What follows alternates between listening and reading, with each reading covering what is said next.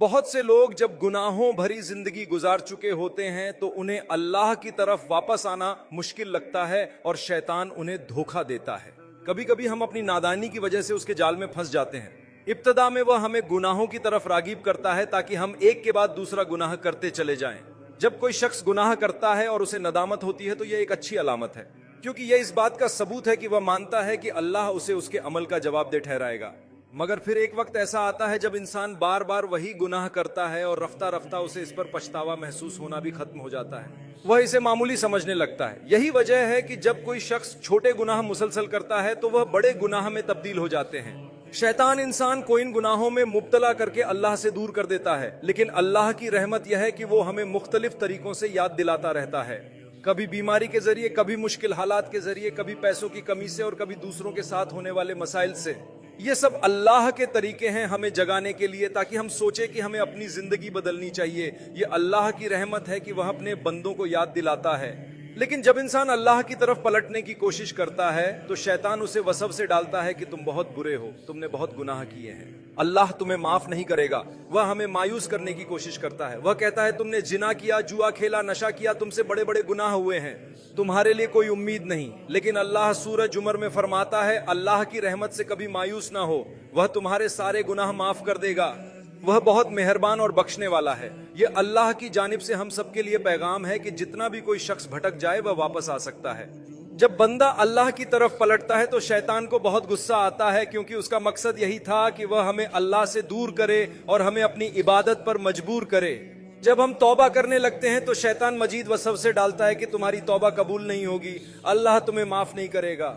लेकिन याद रखें, जब आप एक बार किसी गुनाह की माफी मांगते हैं, अगर आप दिल से पशामान हो और उसे दोबारा ना करने का इरादा करें तो अल्लाह उस गुनाह को मिटा देता है। जी हाँ, पहली बार माफी मांगने से ही गुनाह माफ हो जाता है।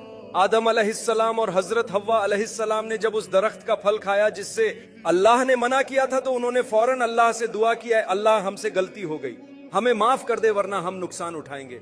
तो अल्लाह ने फौरन माफ कर दिया और फरमाया मैंने तुम्हें माफ कर दिया। यही सबक हमें समझना चाहिए कि जब भी हमसे कोई गलती हो तो फौरन अल्लाह से माफी मांगनी चाहिए। हम इंसान हैं, हमारी फितरत में कमजोरी है, लेकिन याद रखें हमारी गलतियां हमें अल्लाह की रहमत से दूर ना करें। कभी अपने माजी को इस कदर अपने ऊपर सवार ना करें कि वह आपको अल्लाह से ताल्लुक कायम करने से रोक दे। अल्लाह सबसे ज्यादा रहम करने वाला, सबसे ज्यादा मेहरबान और सबसे ज्यादा माफ करने वाला है। अल्लाह की रहमत हर चीज से बढ़कर है। वह आपसे इससे भी ज्यादा मोहब्बत करता है जितनी आपकी माँ आपसे करती है, और वह आप पर आपकी माँ से भी ज्यादा शफकत रखता है। हम बार बार तौबा करते हैं और बार बार माफी मांगते हैं। ये इसीलिए नहीं कि हमें शक हो कि अल्लाह ने माफ किया या नहीं, बल्कि हमें यकीन होना चाहिए कि अल्लाह ने माफ कर दिया है। यकीन रखें, मुस्कुराएं और आगे बढ़ें। हम बार बार माफी इसलिए मांगते हैं ताकि अल्लाह से ताल्लुक मजबूत हो। ये बिल्कुल ऐसे है जैसे आप किसी से मोहब्बत करते हैं और अगर आपने उसे तकलीफ दी हो तो आप बार बार माफी मांगते हैं, हालांकि वह आपको पहले ही माफ कर चुके होते हैं। यह एहसास जाहिर करता है कि आपका उस शख्स से मजबूत ताल्लुक है।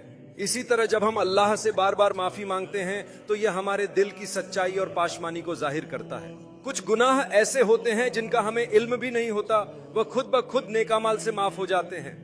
कुरान कहता है कि नेकियां छोटे गुनाहों को मिटा देती हैं, लेकिन बड़े गुनाहों का क्या? अगर कोई शख्स नशा, बुरे काम और गुनाहों भरी जिंदगी में था और फिर अल्लाह की खातिर सब छोड़ दिया, तो अल्लाह फरमाता है कि ना सिर्फ वो गुनाह हम माफ करेंगे बल्कि तुम्हारे अमाल नामे में उन बुरे अमाल को नेकियों में बदल देंगे, क्योंकि तुमने ये सब मेरी मोहब्बत में छोड़ा है। तो क्या आप चाहते हैं कि आपके बुरे अमाल नेकियों में बदल जाए? शर्त यह है कि तौबा के बाद आप वाकई अपनी जिंदगी और अपने तरीके बदल लें और नेक अमाल करें, तब अल्लाह आपके पिछले गुनाहों को देखकर उन्हें नेकियों में बदल देगा। जब तुम कोई गुनाह करते हो तो अल्लाह तुम्हें तुम्हारी तौबा के मुताबिक जांचता है, ना कि तुम्हारे गुनाह के मुताबिक।